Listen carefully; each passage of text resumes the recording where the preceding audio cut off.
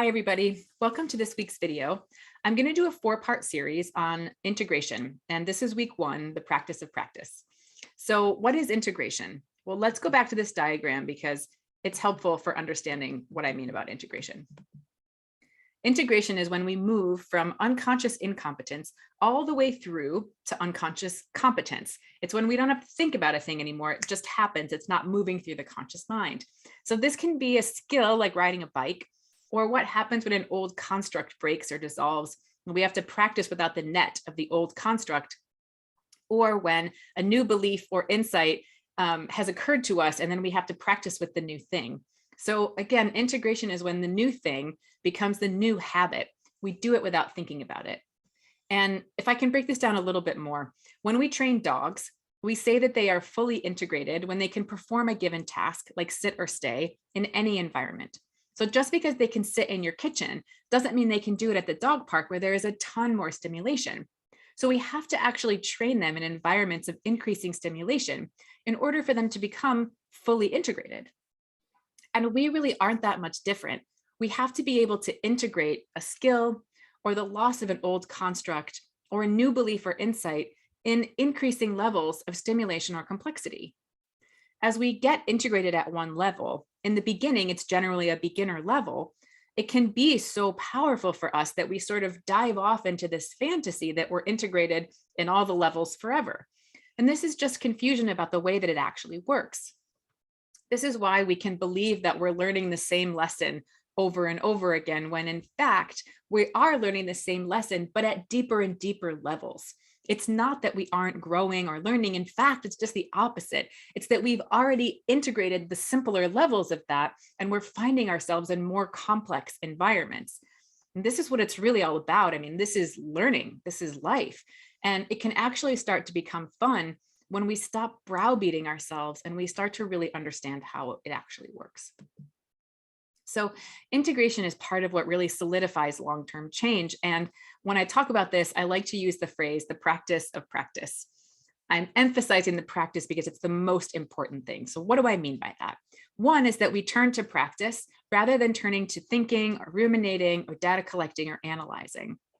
We can't actually know anything in an embodied way until we practice with it. Knowing something in the mind is important for some things, but doesn't do that much for integration. If it did, we could read a book and be cured. You know, we wouldn't need 1,000 self-help books. We would just need the one or the few. As it stands, many of us can enumerate all of the patterns that we consciously know and would like to change. However, when we get stressed, depressed, anxious, overexcited, worn out, triggered, the mind is the very thing that goes offline. So if we keep our knowledge there, we will lose it when we most need it. Embodied knowledge is knowledge that can be integrated.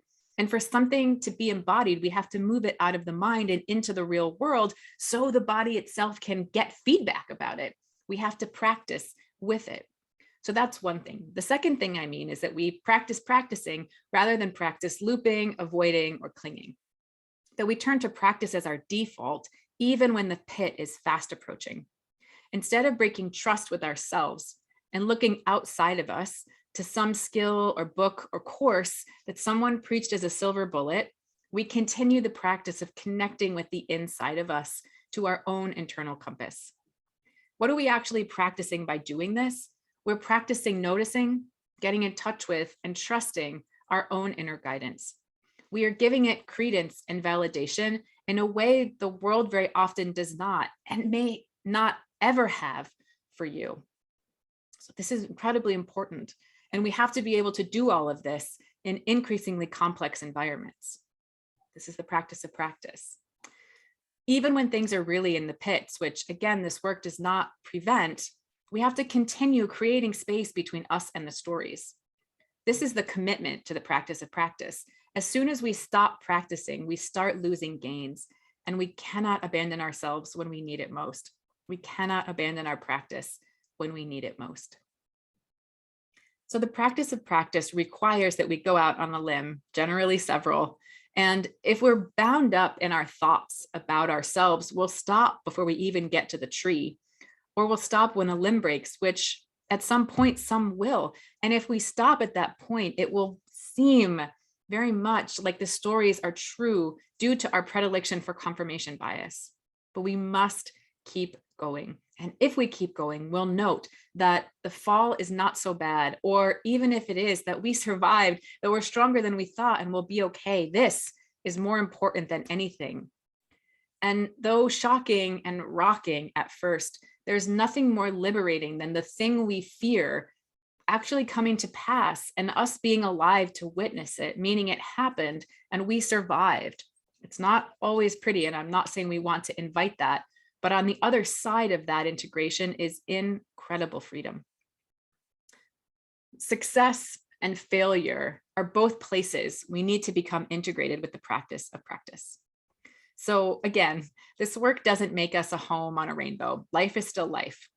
But in reality, what does happen is as we become more integrated, the failure starts to become less scary because we know it's fine, and the success starts to become less scarce. So we react to both of them really differently.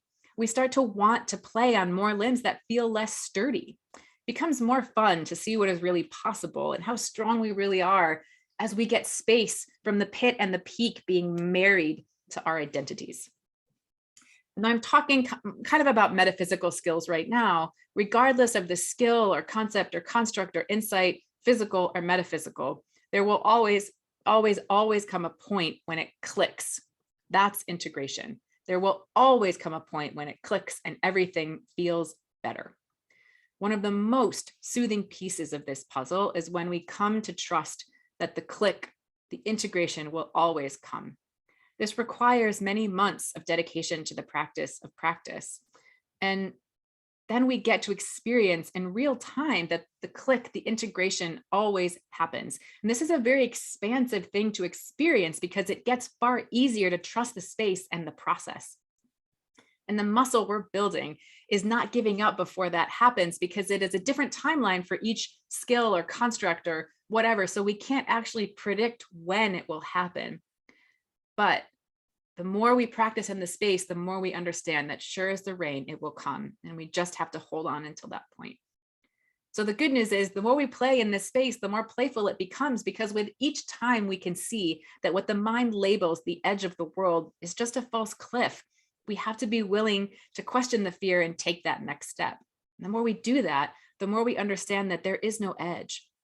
And when we feel fear, we note it as a friend who is teaching us how deeply we can love ourselves, which I'll say more about in the last video in this series.